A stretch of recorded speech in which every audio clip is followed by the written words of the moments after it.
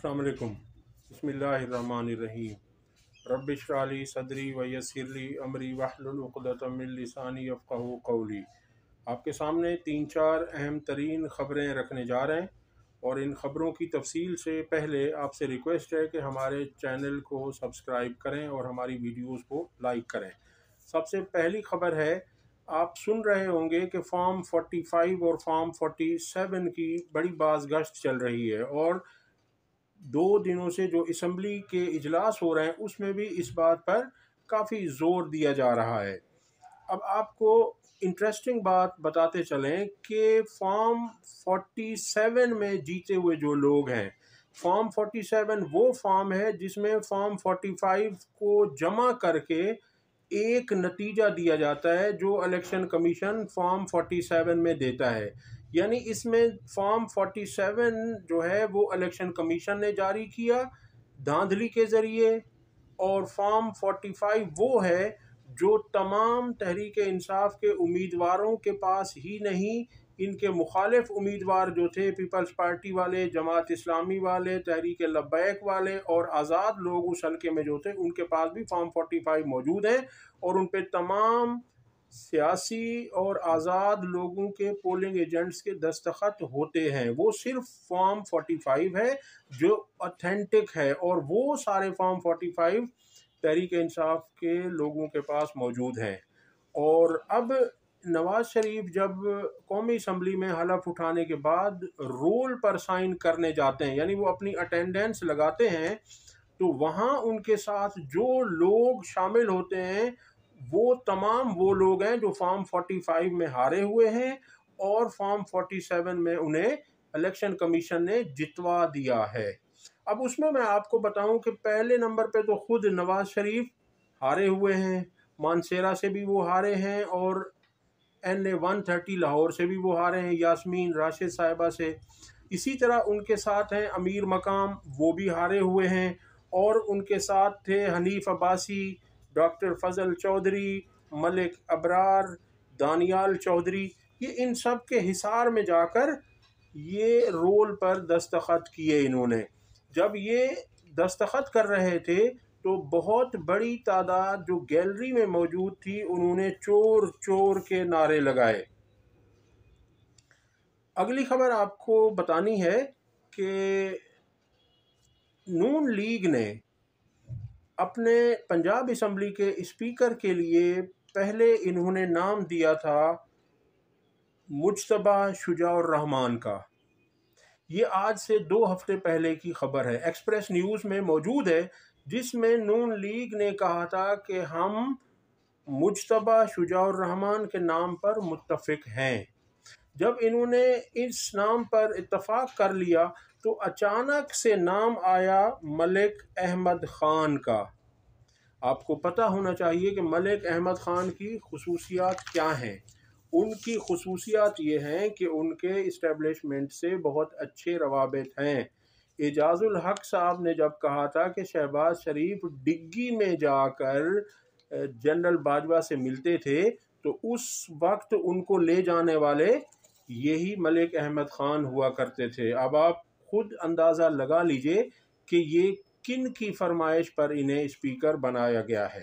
अब इससे ज़ाहिर यही होता है कि नून लीग को कहा जाएगा कि आपने ये करना है, जो उन्हें हुक्म दिया जाएगा ऊपर से, नून लीग मजबूर है, इसे वो मानना पड़ेगा। और इसीलिए इन्होंने अपना मुतफ़िक का उम्मीदवार मुज्तबा शुजाउर रहमान को छोड़कर मलिक अहमद ख़ान को स्पीकर पंजाब असम्बली बनाया।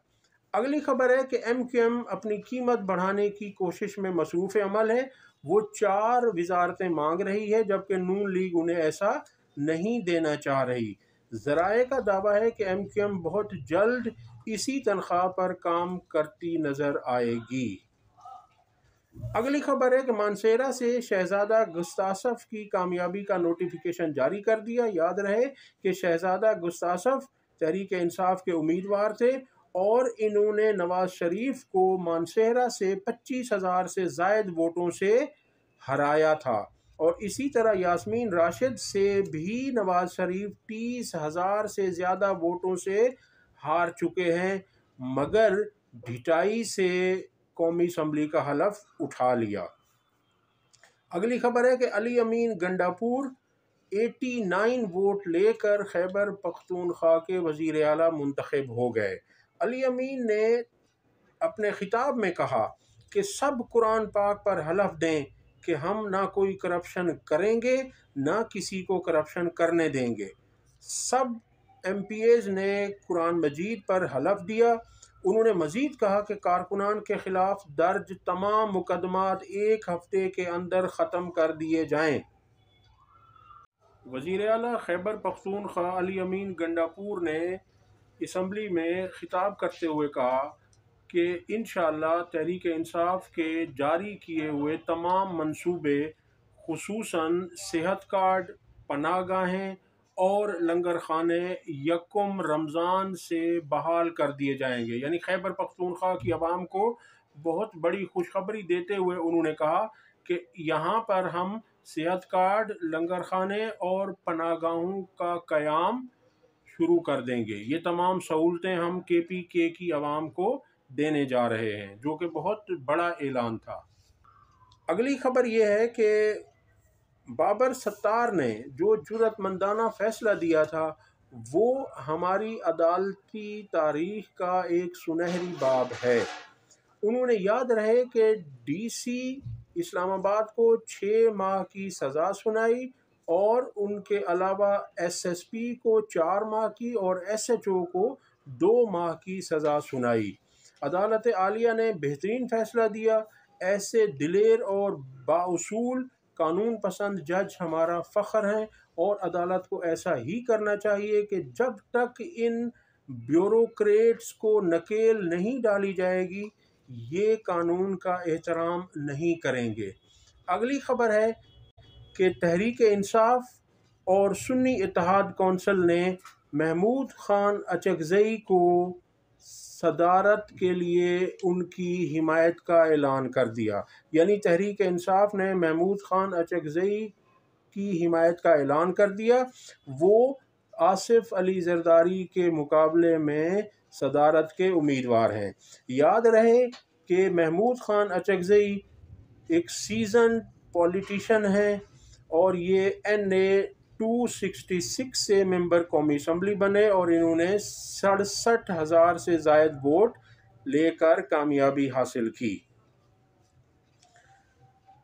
इन्होंने गुज़श्ता दिन कौमी असम्बली में खिताब के दौरान खुलकर तहरीक इंसाफ और इमरान खान की हिमायत का ऐलान किया। उनका कहना था कि अवाम ने जिसको भारी मैंडेट दिया है हुकूमत उसी की होनी चाहिए। उन्होंने मज़ीद कहा कि मैं मुबारकबाद देता हूँ तहरीक इंसाफ के वोटर्स और सपोर्टर्स को जो मुश्किलात के बावजूद निकले और वोट दिया। उनका मज़ीद कहना था कि इमरान खान की रिहाई के लिए कौमी असम्बली करारदाद मंजूर करे और इमरान खान को फौरी रिहा किया जाए। उन्होंने कहा कि ये वाहिद हुकूमत है जिसके ओहदे इलेक्शन से पहले ही बांट दिए गए।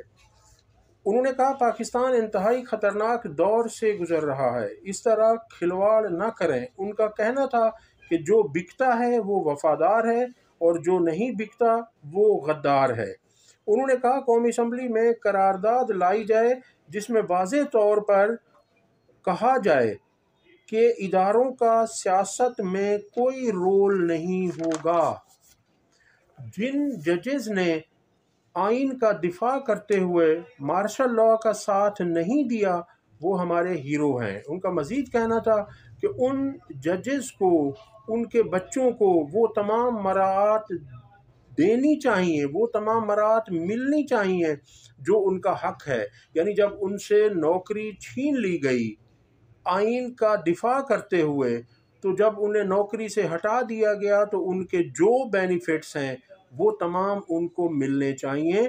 और उनका मज़ीद कहना था कि ऐसे जजेस हमारा फ़ख्र हैं, हमारे हीरो हैं और वो जजेस जिन्होंने मार्शल लॉ का साथ दिया उनकी तस्वीर को सुप्रीम कोर्ट और हाई कोर्ट से हटा देना चाहिए।